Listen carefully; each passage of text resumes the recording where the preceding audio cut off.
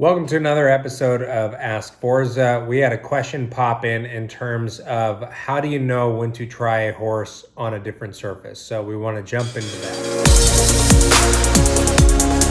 So we wanted to touch on when your horse is potentially on the wrong surface. So since Dominique looks at a ton of horses all the time, Dominique, what do you look for in a dirt horse?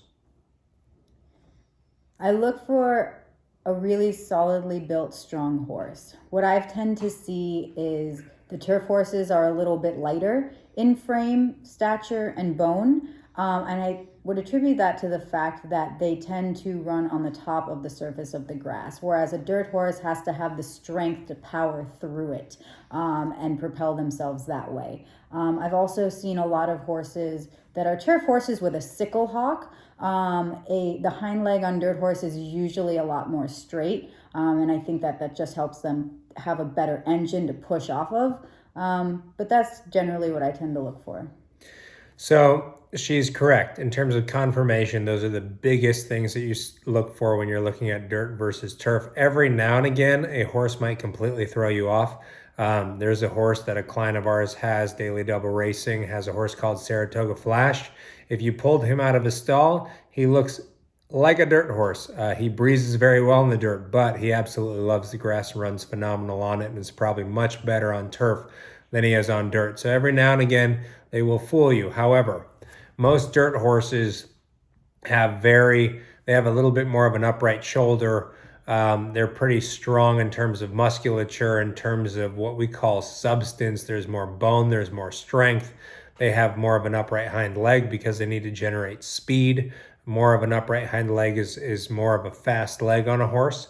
And those are typically going to be your dirt horses because, as Dominique pointed out, dirt horses run through a surface. They have to plow through that surface as they run in it. So you have to have enough structural stability that as you're going through that surface, you're not getting jostled or thrown off, that you're moving through it efficiently. Grass horses run on top of the surface. So a sickle hock is okay on a grass horse because as they push off that hock, it's going to help them in terms of propel off that hind end and reach for ground as they go forward. So your grass horse are going to be a little bit lighter. Sickle hock can also lead to leverage on grass because they can anchor it and power off of it a little bit better, versus dirt. It's not necessarily the same in terms of how that mechanically works. But the question was more asked, how do you know if you have a horse with a turf pedigree that needs the dirt or a dirt pedigree and needs the grass?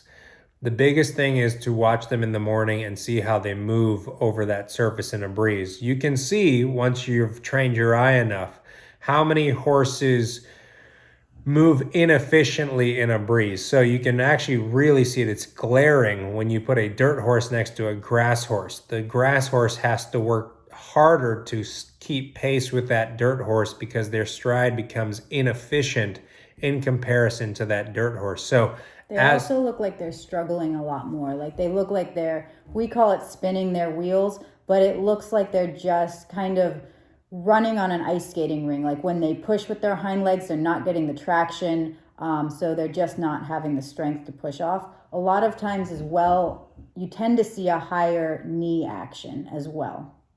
And a big thing is, so a lot of times in America, we don't have the ability to try these horses on the grass at certain racing facilities. You have to breeze them on dirt and, pray once you put them on the grass they're going to take to it. Luckily, most of them are raised on it, so they do understand that. But once you get them in that racing environment, as she said, a lot of it is spinning their wheels. But what you'll see in a race is when they completely fall out of the picture when they hit the stretch. So what you can find is grass horses on dirt can run up with the leaders. They can very much be up front and be okay because they're traveling in the bridle. The jock has a hold on that bit in their mouth. And what that's helping the horse do is anchor and balance themselves.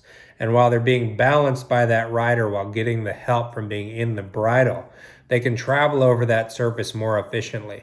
When you turn their head loose, it all turns into timing of stride. And when they're unbalanced and unable to be efficient, when you give them their head, their stride will fall apart. And the horses that naturally want to run on that surface kick on and keep running through it, your horse will look like he backed up. He didn't back up. He just kept his same pace, and those horses accelerated and left him. So that is a big sign. Some people will think, oh, my horse wasn't fit. It's usually not fitness. It's either two things. You're on the wrong surface or your horse isn't good enough at that level.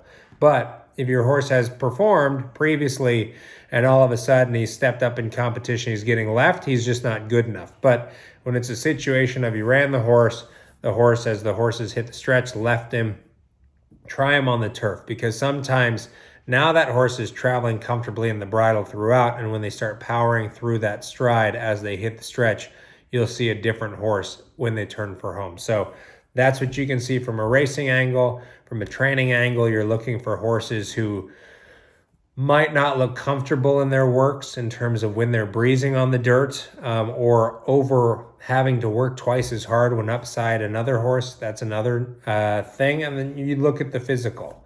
A horse that's a little bit lighter boned, lighter framed, typically a grass horse. It's not always a foolproof thing, but those are usually some of your baseline things that you can look for.